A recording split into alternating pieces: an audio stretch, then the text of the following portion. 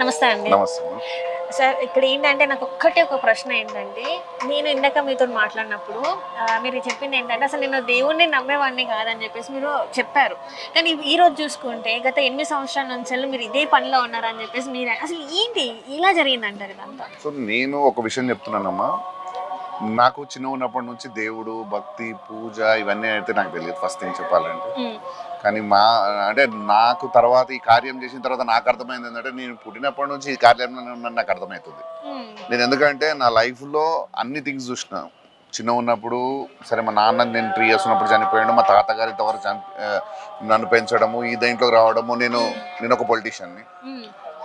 రేవంత్ రెడ్డి గారు నన్ను గుర్తుపడతారు, నా పేరు పెట్టి కూడా పిలుస్తారు. ఆ లెవెల్ వరకు తెలుసు. నేను బిజినెస్ చేసినాను, అక్కడ నాకు ఆనందం లేదు, పొలిటికల్గా ఆనందంగా లేదు. నా అన్నీ వదిలేసినాం ఈ కార్యం వచ్చిన తర్వాత. ఫైనల్గా నేను ఎటు పోతున్నా ఈ స్థానానికి ఈ కార్యం కోసమే వచ్చి పడుతున్నా. మీరు ఒక విషయం చెప్పాలంటే, మీకు ఐందవ వేదం అని చెప్పి ఒక జీ5లో ఒక సిరీస్ ఉన్నది. అంటే ఒక మనిషి దైవ కార్యంలో ఉంటే ఆ మనిషి రూట్ అనేది ఎటు పోయినా కానీ దేవుడు తీసుకొచ్చి మళ్ళీ అక్కడే కూర్చోబెడతాడు అమ్మాయిని. సో సేమ్ ఆ సినిమా చూసిన తర్వాత మేము అదే కనిపించింది. అంటే ఒక కార్యం కోసం దేవుడు ఎంచుకున్నాడంటే ఆ మనిషికి అక్కడే ఆ సంతోషం దొరుకుతుంది. సపోజ్ ఇప్పుడు మీరు ఉన్నారు, ఇప్పుడు మీకేంది, మీరు ఈ పని చేస్తే మీకు చాలా ఆనందంగా ఉంటుంది. సో మాకు ఈ కార్యం చేసి ఇప్పుడు ఒక్కొక్క మనిషిని ఒక్కొక్క కార్యం కోసం దేవుడు పుట్టిస్తాడు అంటున్నాడు. మమ్మల్ని దేవుడు దీనికోసం ఎంచుకున్నాడు. అర్ధనారీశ్వర్లని తీసుకొచ్చి ఇక్కడ స్థాపించాలి, ఇక్కడ వాళ్ళ గురించి బయటికి తీసుకురావాలి మా తరఫు నుంచి అని ఆ దేవుడు అమ్మ నిర్ణయించింది. మేము ఆ కార్యంలో ఉన్నాం. అదే అంటే ఇక్కడ చూస్తుంటే చాలా వరకు ఆ పెద్దమ్మ తల్లి, ఎల్లమ్మ తల్లి, అర్ధనారీశ్వరుడు, ఇక్కడ చూస్తే నవయోని యాగశాల, ఇన్ని ఇక్కడ మండపం, పెళ్లి మండపం, ఇదంతా అవ్వాలంటే ఒక రోజులో 2 రోజులు అయ్యే పని కార్యం అయితే అస్సలకే కాదు. అలాంటిది మీరు అసలు ఎలా పూనుకున్నారు? ఈ సంకల్పం అనేది ఎట్లా జరిగిందంట? నేను ఒక విషయం చెప్తున్నా. ఒక మంచి కార్యం చేయాలనుకుంటే సృష్టిలో ఎవరైనా సరే, మీరైనా సరే, ఎవరైనా సరే, అన్ని కలిసి వస్తాయి ఒక దగ్గరికి. మనం నడవడం, ఆ స్టెప్ తీసుకోవడానికే భయం అవుతుంది. ఒక్కసారి అడుగు లోపలికి వేసినామంటే ఆటోమేటిక్ గా ఒక మంచి పని కోసం అన్ని కలిసి వస్తాయి. మాకు కూడా అదే జరిగింది. అమ్మ దారి చూపించింది పెద్దమ్మ తల్లి. ఆమె వేలో మేము నడుస్తూ వెళ్ళినాం. ఆమె ఏది చెప్తే అది చేస్తూ పోయినాం. అదే రూట్ లో దేవుడు మమ్మల్ని తీసుకెళ్తుంది. ఏమన్నా కష్టం అనిపించిందా ఇదంతా స్టార్ట్ చేసిన తర్వాత? మీకు ఎప్పుడైనా అనిపించిందా ఏంటి అసలు ఎక్కడికి వెళ్తున్నాం, ఏం జరుగుతుందని ఏమన్నా అనిపించింది? ఈ రోజు వరకు అయితే మాకు ఆ మైండ్కి అయితే అది రాలేదు. సో థింగ్స్, సొసైటీ ఇవన్నీ కూడా ఎవరు యాక్సెప్ట్ చేయలే ఇవన్నీ థింగ్స్. ఎందుకంటే దేవుడు ఎవరు చెప్తారు, ఏం చేస్తారు. కానీ నేను కూడా అదే దాంట్లో ఉండే. కానీ కార్యం చేసినాక నాకు కూడా అర్థమైంది ఏంటంటే, దేవుడు ఒక్కొక్క కార్యం ఒక్కొక్క మనిషిని దానికి పుట్టిస్తాడు, దాంట్లోనే మనం నడుపుతాడు అనేది అయితే నాకు అర్థమైంది. దాన్ని మరిచి మనం అటు ఇటు తిరుగుతూ ఉంటాం.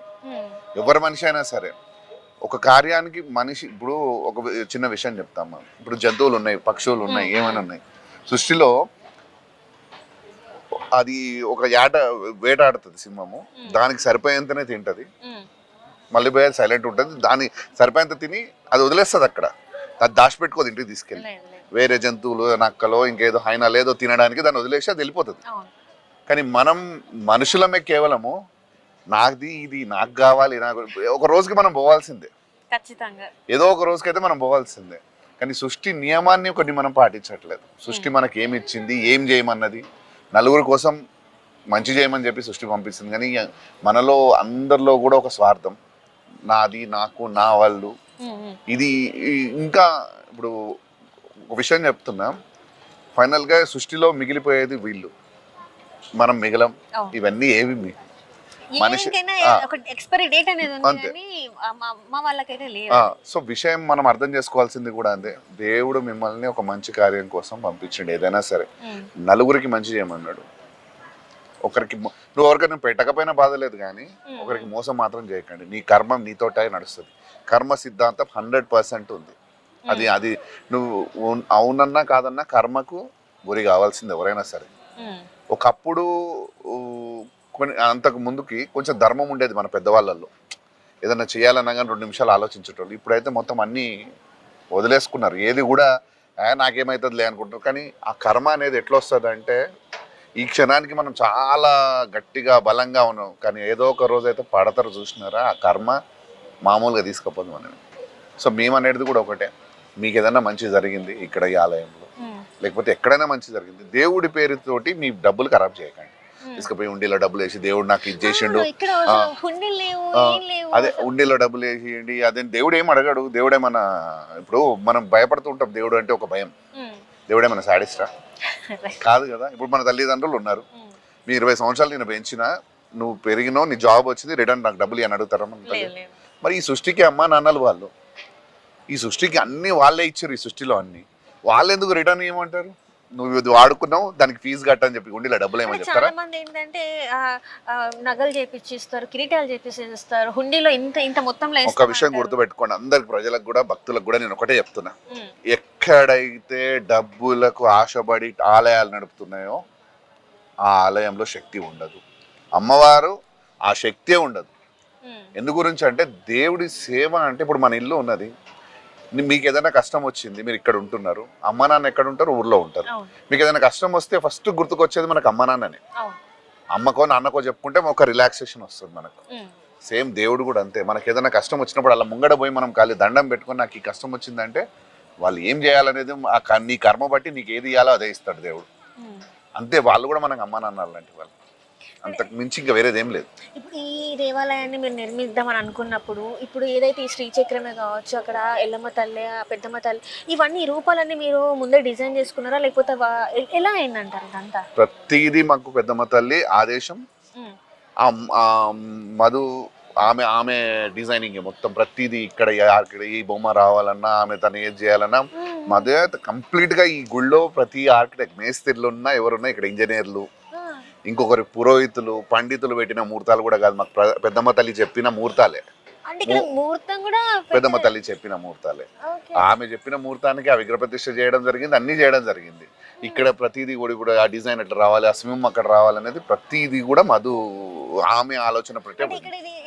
అంటే పెద్దలు చెప్పింది కాదు, అంటే ఎవరైనా స్వామీజీలు చెప్పింది కాదు. ఏ స్వామీజీలు లేరు ఇక్కడ, ఏ పండితులు లేరు, మాకు పెద్దమ్మనే అన్ని డైరెక్షన్స్. అంటే నార్మల్ గా శ్రీచక్రాన్ని పూజించడం, మనం శ్రీచక్రాన్ని పెట్టడం అన్న గురువు వాళ్ళు వస్తారు, వాళ్ళు అంటారు. ఆ తల్లి మాకు ఆదేశిస్తుంది, ఆ తల్లి ముందుకు తీసుకెళ్తుంది.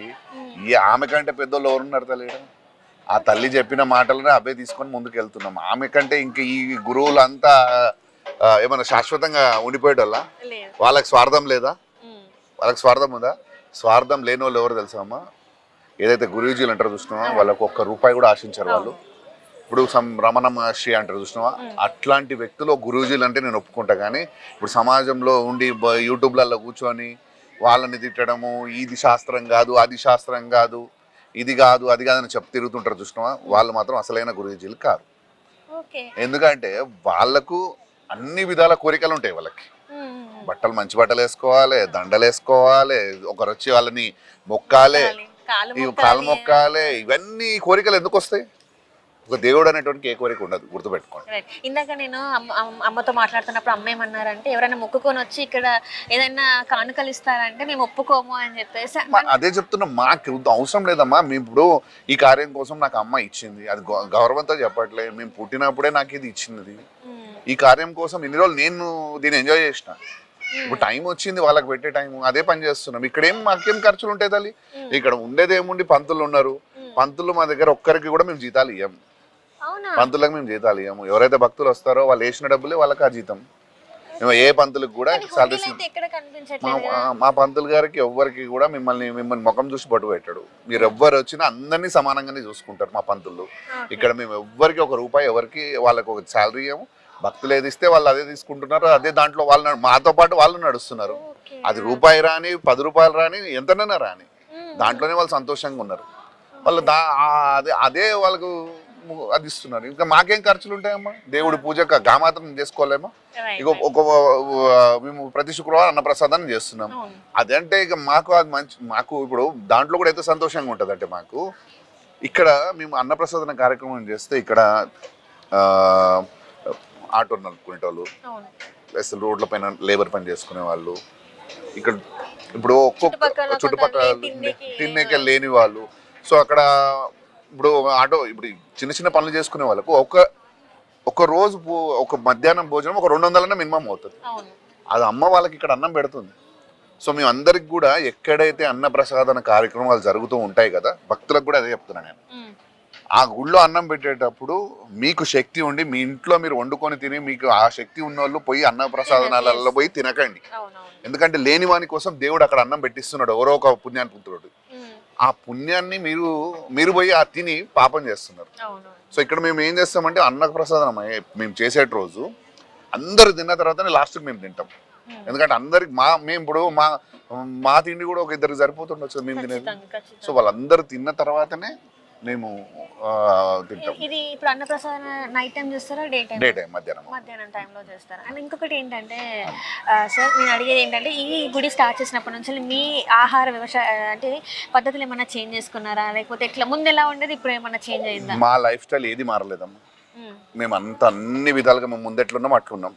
కానీ మా దగ్గర నుంచి మేము పక్కన పెట్టింది కొన్ని విషయాలు. ఏవి? కుటుంబం, ఫ్రెండ్స్, ఫంక్షన్స్, ఇంకేవైతే జనరల్ గా మనం చేసే ఇప్పుడు నా పొలిటీషియన్ ఆ పొలిటికల్ కార్యక్రమం అన్ని పక్కన పెట్టేసాం. మొత్తం ఇప్పుడు టైం అంతా ఇక్కడే స్పెండ్ మొత్తం చేస్తున్నాం. కంప్లీట్ గా నేను ఇక్కడనే ఉంటాము. ఈ కార్యం తర్వాతనే మాకు ఏదైనా సరే. మేము దీనికోసమే పుట్టినాక ఇంకేముంటదమ్మా. ఇప్పుడు మనకు పిల్లలు ఉన్నారు. మీకు ఎంతమంది పిల్లలు? మాకు 4 పిల్లలు ఉన్నారు. పిల్లలు ఉన్నప్పుడు ఇప్పుడు మీకు పిల్లలు ఉన్నప్పుడు మీరు ఏం చేస్తారు? అది బాధ్యత కింద తీసుకుంటారా లేకపోతే భక్తి ఉంటుందా? బాధ్యత కింద. ఇప్పుడు కూడా మాకు పిల్లలేదు. ఇప్పుడు మాది బాధ్యత. అది ఎన్ని రోజుల కథ అయితే అబ్బా అసలు నాకు మీతో మాట్లాడుతుంటే నిజంగా నేను చాలా కొత్త విషయాలు అయితే తెలుసుకుంటున్నాను. నాకు అట్లనే ఇంకా ఇంకా చాలా మందికి అంటే మీరు ఈ అన్నప్రసాదం అనేది శుక్రవారమే కాకుండా ఇంకొన్ని రోజులు కూడా పెట్టే అంత మీకు ఆ దేవుడు ఆ శక్తిని ఇవ్వాలని చెప్పేసి మనస్ఫూర్తిగా కోరుకుంటున్నాను అండి. Thank you so much.